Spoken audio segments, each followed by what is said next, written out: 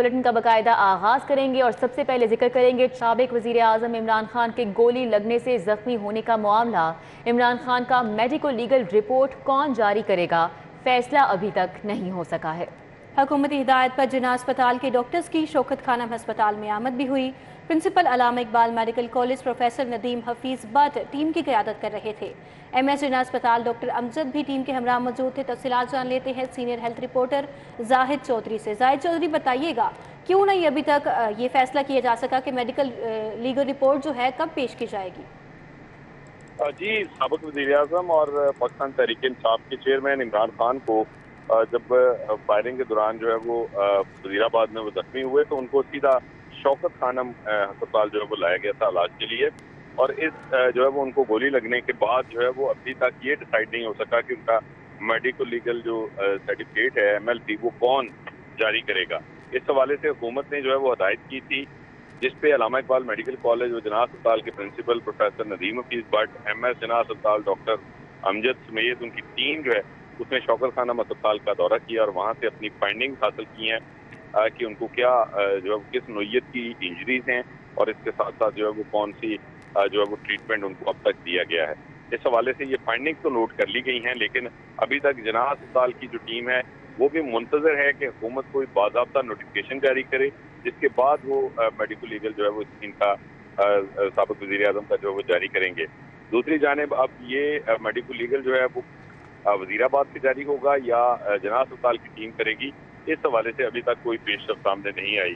जहाँ तक इन फाइंडिंग्स का ताल्लुक है तो इसके मुताबिक साबिक वज़ीर आज़म जो हैं उनको जो दाईं पिंडली है उस पर जो है वो गोली से जख्म आया जो मोहलक नहीं था। इसके अलावा इमरान खान की जो बाएं टांग है उसके ऊपर भी पैलेट। ठीक है, बहुत शुक्रिया। जाहिद चौधरी हमारे साथ थे, तफसीलन आगाह कर रहे थे। चेयरमैन PTI इमरान खान शौकत खानम अस्पताल में इस वक्त जेर इलाज हैं। परवेज खटक, असद कैसर और नब्बास उस्मान बुजदार भी अस्पताल पहुंच गए हैं। बाबर अवान, डॉक्टर शीरी मजारी, कामरान बंगश, बैरिस्टर अली जफर, फ़खर इमाम भी वहां पर पहुंच गए हैं। अजमत अवान हमारे साथ हैं, उनसे तफसीलात जानेंगे। अजमत, बताइएगा इस वक्त चेयरमैन PTI इमरान खान शौकत खानम अस्पताल में जेर इलाज हैं, कौन कौन सी अहम शख्सियात पहुंची हैं यहाँ पर? आज बिल्कुल पाकिस्तान तहरीक इंसाफ के जो चेयरमैन इमरान खान हैं वो शौकत खानम अस्पताल में ज़ेर इलाज हैं। इस वक्त पाकिस्तान तहरीक इंसाफ की तमाम जो आला क़यादत थी कुछ देर पहले वो शौकत खानम अस्पताल में थी, जिसकी इजलास भी हुआ, जिस इजलास की सदारत इमरान खान कर रहे थे, जिसमें तमाम जो पाकिस्तान तहरीक इंसाफ की बड़ी शख्सियात हुई यहाँ पर मौजूद थी, जिनमें साबिक वज़ीर आला पंजाब उस्मान बुजदार, मौजूदा वज़ीर आला चौधरी परवेज़ इलाही, इसके अलावा परवेज़ खटक, असद कैसर, शाह महमूद कुरैशी, बाबर अवान और दीगर अफराद ने शिरकत की। जब से अब से कुछ देर पहले उस्मान बुजदार से जब हमने पूछा कि इजलास में क्या फैसले लिए, उनकी जानिब से बताया गया कि कुछ देर तक फवाद चौधरी मीडिया से गुफ्तगू करेंगे और वो ही इजलास का अहवाल बताएंगे। तब जब तक उनसे इमरान खान की तबीयत के बारे में पूछा गया तो उन्होंने कहा इमरान खान की जो तबीयत है वो पहले से बेहतर है। जबकि बाबर अवान ने कहा कि जो इमरान खान पर जो हमला है उन्होंने ये इकरार दिया है कि ये पाकिस्तान पर हमला है। और बाबर अवान ने कहा कि अंदर इमरान खान से 1 घंटा मेरी तवील मुलाकात हुई और इमरान खान की सिचुएशन देखकर वहाँ पर मौजूद डॉक्टर्स ने कहा गया कि मेडिकल की टर्म में इसको मौजा करार देते हैं। उन्होंने ये कहा कि ये इमरान खान पर प्री प्लान किस्म का कातलाना हमला था, हम इसको किसी और तरफ जो रंग देने की कोशिश की जा रही है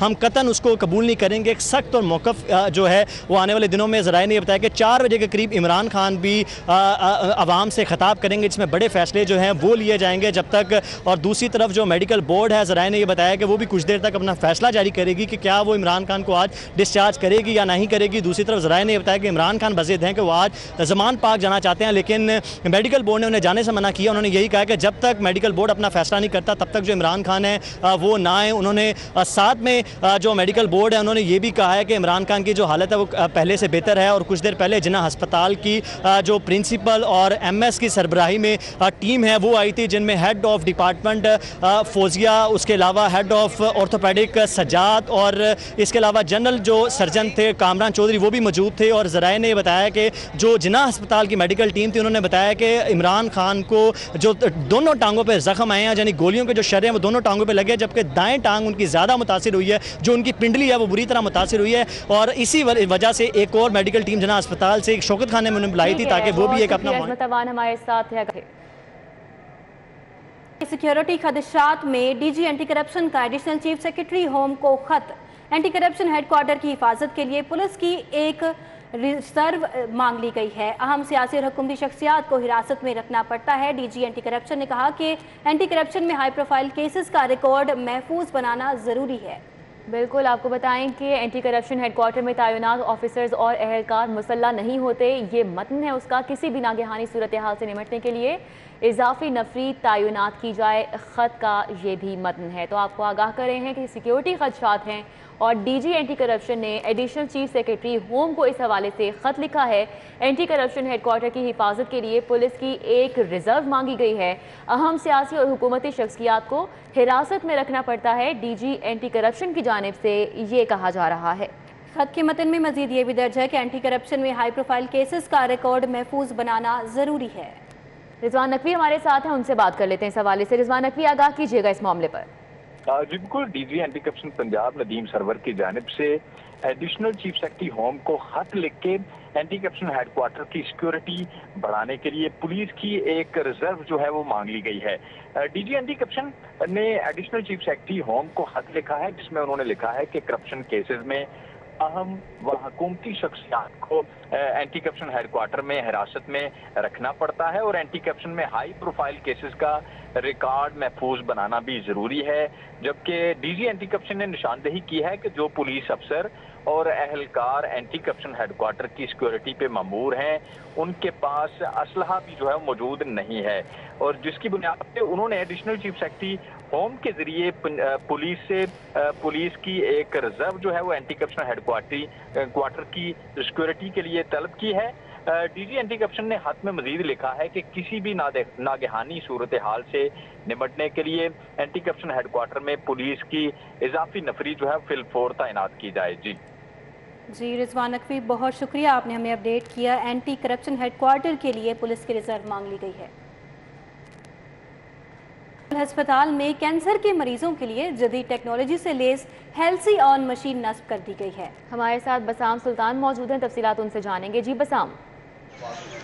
जी बिल्कुल, इसमें अनमोल हस्पताल के बाहर मौजूद हूँ। अनमोल हस्पताल में हेल्सी ऑन नामी जो जदीद तरीन कैंसर के मरीज़ों के लिए जो मशीन है वो नस्ब कर दी गई है।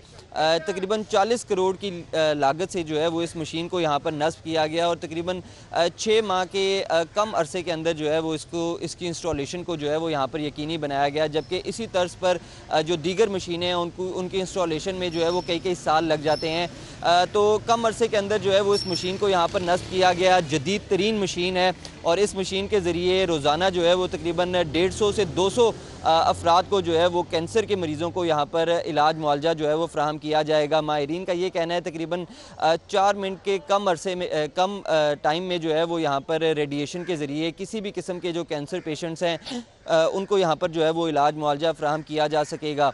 जो इस मशीन की कुल लागत थी वो तकरीबन 40 करोड़ तक जो है वो बताई जा रही है। जबकि माहिरीन का यही कहना है कि इस मशीन को जो है वो दीगर तमाम अस्पतालों में जो कैंसर के हॉस्पिटल्स हैं वहाँ पर नस्ब किया जाना चाहिए ताकि जो आने वाले मरीज़ हैं उनको जदीद तर्ज पर बेहतरीन इलाज मुआवजा की फ्राहमी को जो है वो यकीनी बनाया जा सके। बहुत शुक्रिया बसाम सुल्तान आपका।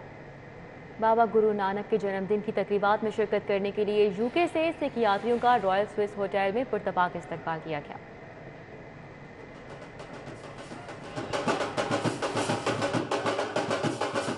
यूके से आए सिख यात्रियों का 90 रुकनी वफ्द रॉयल स्विस होटल पहुंच गया। होटल इंतजामिया की जानिब से वफ्द का पुरतपाक इस्तकबाल किया गया। इंतजामिया ने ढोल की थाप पर वेलकम किया, गुलपाशी भी की। होटल इंतजामिया की जानिब से सिख यात्रियों के लिए पुरतकल्लुफ नाश्ते का एहतमाम किया गया। होटल में इससे कबल आया 305 सिख यात्रियों पर मुश्तमिल वफद भी रिहाइश पजीर है। सिख यात्री होटल इंतजामिया के इंतजामात से खुश दिखाई देते हैं। कैमरामैन मोहम्मद असद के साथ फरहान यामीन, सिटी 42। इसी के साथ ही ये बुलेटिन अपने इख्तिताम को पहुंचा। अगर आप जानना चाहते हैं किसी भी खबर की तफसील तो विजिट कीजिए हमारी वेबसाइट city42.tv। सिक्योरिटी खदशात में डीजी एंटी करप्शन का एडिशनल चीफ सेक्रेटरी होम को खत। एंटी करप्शन हेडक्वार्टर की हिफाजत के लिए पुलिस की एक रिजर्व मांग ली गई है। अहम सियासी और हुकूमती शख्सियात को हिरासत में रखना पड़ता है। डीजी एंटी करप्शन ने कहा कि एंटी करप्शन में हाई प्रोफाइल केसेस का रिकॉर्ड महफूज बनाना जरूरी है। बिल्कुल, आपको बताएं कि एंटी करप्शन हेडक्वार्टर में तैनात ऑफिसर्स और अहलकार मुसल्ला नहीं होते। ये मतन है उसका। किसी भी नागहानी सूरत हाल से निपटने के लिए इजाफी नफरी तैनात की जाए, ख़त का ये भी मतन है। तो आपको आगाह कर रहे हैं कि सिक्योरिटी खदशात हैं और डीजी एंटी करप्शन ने एडिशनल चीफ सेक्रेटरी होम को इस हवाले से ख़त लिखा है। एंटी करप्शन हेडक्वार्टर की हिफाजत के लिए पुलिस की एक रिजर्व मांगी गई है। अहम सियासी और हुकूमती शख्सियात को हिरासत में रखना पड़ता है, डीजी एंटी करप्शन की जानिब से ये कहा जा रहा है।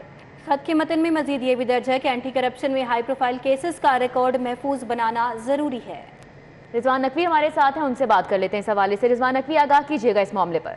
जी बिल्कुल, DG anti corruption Punjab Nadeem Sarwar की जानिब से एडिशनल चीफ सेक्रेटरी होम को खत लिख के एंटी करप्शन हेडक्वार्टर की सिक्योरिटी बढ़ाने के लिए पुलिस की एक रिजर्व जो है वो मांग ली गई है। डीजी एंटी करप्शन ने एडिशनल चीफ सेक्रेटरी होम को खत लिखा है, जिसमें उन्होंने लिखा है कि करप्शन केसेस में अहम व हुकूमती शख्सियात को एंटी करप्शन हेडक्वार्टर में हिरासत में रखना पड़ता है और एंटी करप्शन में हाई प्रोफाइल केसेस का रिकॉर्ड महफूज बनाना भी जरूरी है। जबकि डीजी एंटी करप्शन ने निशानदेही की है कि जो पुलिस अफसर और अहलकार एंटी करप्शन हेडक्वार्टर की सिक्योरिटी पे मामूर हैं, उनके पास असलहा भी जो है मौजूद नहीं है, और जिसकी बुनियाद पे उन्होंने एडिशनल चीफ सेक्रेटरी होम के जरिए पुलिस की एक रिजर्व जो है वो एंटी करप्शन हेडक्वार्टर की सिक्योरिटी के लिए तलब की है। डीजी एंटी करप्शन ने खत में मजीद लिखा है कि किसी भी नागहानी सूरत हाल से निपटने के लिए एंटी करप्शन हेडक्वार्टर में पुलिस की इजाफी नफरी जो है फिलफौर तैनात की जाए। जी रिजवान नकवी, बहुत शुक्रिया, आपने हमें अपडेट किया। एंटी करप्शन हेडक्वार्टर के लिए पुलिस की रिजर्व मांग ली गई है।